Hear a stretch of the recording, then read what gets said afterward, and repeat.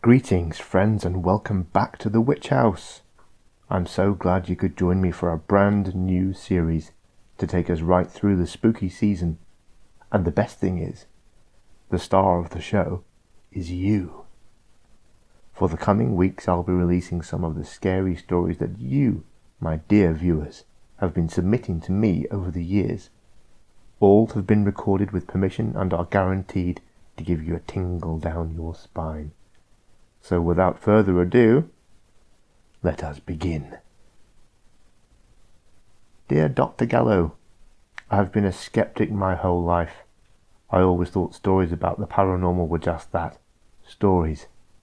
But what I experienced last weekend has shaken me to my core. I'm sending this to you because I need to share what happened and see if anyone else has had a similar experience. Last Saturday, a few friends and I decided to go camping in the Navajo Nation, near an area known for its eerie legend and paranormal sightings. We'd heard the stories about skinwalkers, but didn't take them seriously. It's just another campfire tale, right? We set up our campsite at around 5 p.m. and started to cook a dinner on the fire. As the night wore on, we shared stories, laughed, and enjoyed the clear night sky. Around midnight, we started to hear strange noises coming from the woods. At first it was just rustling, but then it turned into something more unsettling.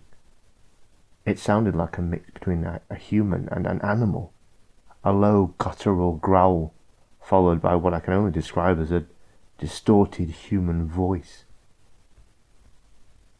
My friend Jake thought it was a coyote, but it didn't sound like one. We shrugged it off and went back to our conversation. About an hour later, I had to use the bathroom, so I grabbed a flashlight and headed towards the trees.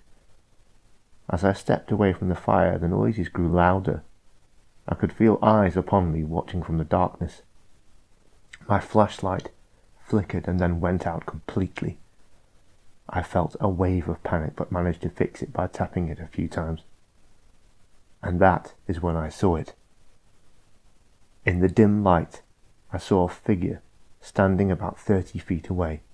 It was tall and gaunt with long limbs and eyes that seemed to reflect the light. At first I thought it was a person, but then it moved. It was jerky and unnatural, like a puppet on strings. I tried to call out, but my voice caught in my throat. The figure made a sound, a horrible rasping noise that echoed around me. I backed away slowly, but it started to mimic my movements, stepping closer every time I took a step back. When I finally managed to scream, my friends came running. They saw it too, just for a moment, before it vanished into the woods. We decided to pack up and leave immediately. As we drove away, the same raspy noise followed us, growing fainter as we sped down the dirt road. None of us spoke on the ride back. When we got home, we researched skinwalkers and found descriptions that matched what we'd seen. Shapeshifters that can take on the form of animals and people, often to terrorize or harm. We are convinced that's what we encountered. Since that night, I haven't been able to sleep. I keep hearing that voice, seeing those eyes in the shadows.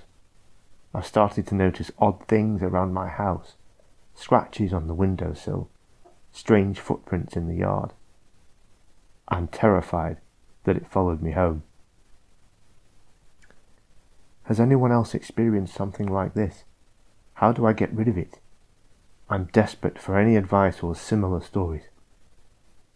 Thanks for listening, Doc. Stay safe out there, everybody. And there we have it. A terrifying tale, to be sure. If you have any advice for our friend here, tell us in the replies. Until next week, stay out of the shadows and mind how you go.